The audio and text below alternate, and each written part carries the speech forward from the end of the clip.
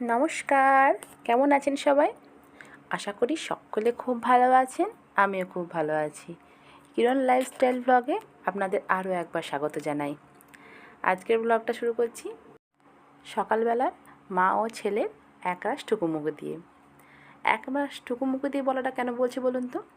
আসলে কি বলুন তো, ছোটো বাচ্চা তো ও চায় ওর মতন একটু রান্নাবান্না করে দেওয়া সব রকম। যেমন একটু না জাঙ্ক ফুড খেতে বেশি ভালোবাসে, আর আমি একটু মানা করে দিই।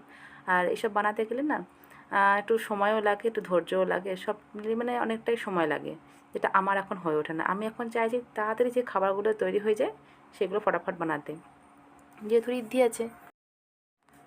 আর আমার ছেলে চাইছে যে বাড়িতে ওকে এখন পিৎজা, বার্গার, ফ্রেঞ্চ ফ্রাই এসব বানিয়ে দিই। তো আমি বলি তাহলে দোকান থেকে নিয়ে আসি। দোকান থেকে আনা কিন্তু ও খাবে না। বলছে মা তুমি যেমন তেমন করেই হোক তুমি আমাকে বানিয়ে দাও, নুন না হোক ঝাল না হোক বাট বানিয়ে দাও। তো যাই হোক, তার মন রাখার জন্য আজকে একটু ফ্রেঞ্চ ফ্রাই বানালাম। সকাল থেকে মনটা ওর বড় ভার ছিল। দুটো কথা আমাকে বললো, আমিও দুটো কথা ওকে বললাম। কিন্তু বলার পরে মনে মনে একটা জিনিস চিন্তা করলাম, ওর জায়গায় কিন্তু ও ঠিক, আমার জায়গায় কিন্তু আমি ঠিক। কেন বলুন তো? যখন দেখবেন একটা বাচ্চা নতুন একটা আসে, দ্বিতীয় বেবি যেটা হয়, তো প্রথম বাচ্চাটা কিন্তু অনেকটা অবহেলাতেই যায়। কিন্তু কিছু করার নেই, মা হয়ে তো আমি আর কিছু করতে পারছি না। কিন্তু কী করব বলুন? একজনকে দেখতে গিয়ে আরেকজনের একটু কমতি হয়ে যায়। তখন মনে মনে অনেকক্ষণ ধরে সকালবেলায় চিন্তা করলাম, বসে বসে থেকে অনেকক্ষণ এক কাপ চা নিয়ে আমি বসলাম। ওর সাথে সেটুকুও সময় আমার কাছে হয়ে ওঠে না সে এক কাপ চা নিয়ে। ভাগ্যক্রমে আজকে বসেছিলাম।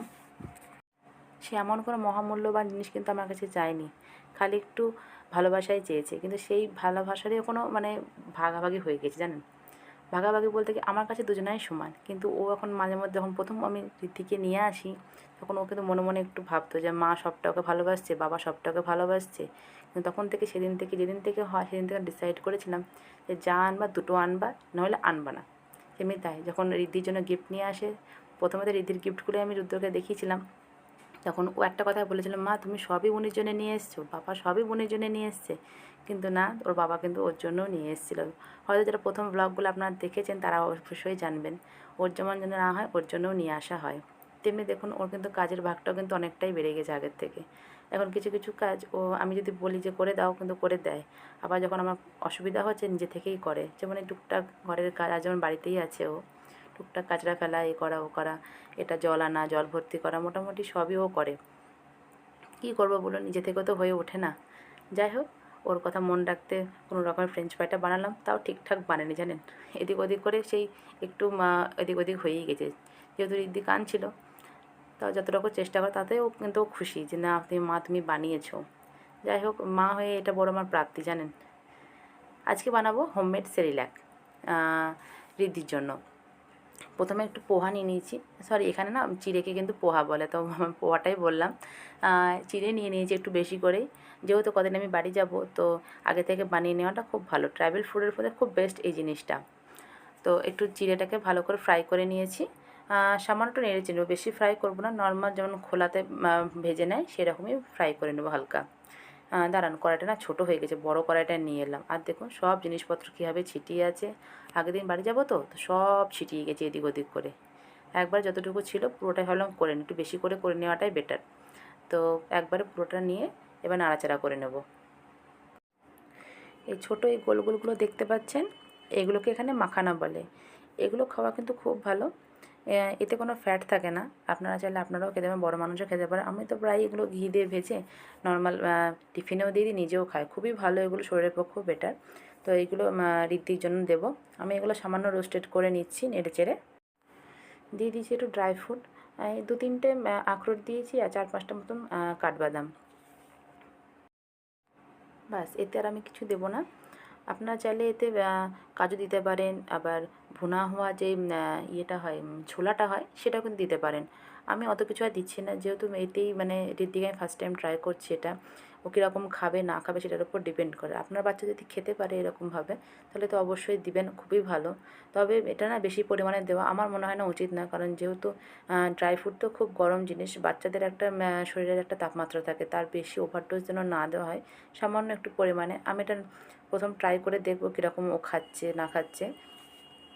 সেটার উপর ডিপেন্ড করছে। যদি ও না প্রেফার করে যে না ভালো, তাহলে অবশ্যই আপনি অন্যরকমভাবেও দিতে পারেন। আমি এটা ভেবেছি যে কলার সঙ্গে স্ম্যাশ করে এভাবে দেওয়া, যেতে এতে কোনো জ্যাগেরি বা আপনার চিনি দেওয়া নেই।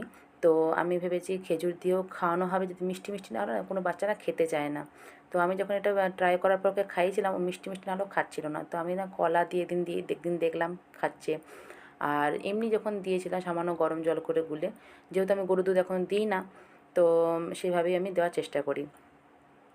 আর এই দেখুন সব মোটামুটি প্যাক করে নিয়েছি, একটু সেরিল্যাক নিয়েছি, একটু ওর জন্য দুধ সব, আর যে ড্রাই ফ্রুটটা করেছিলাম সেটা এবার ঘুরিয়ে মিক্সিতে করে ঠান্ডা করে এর মধ্যে আমি ভরে নিয়েছি।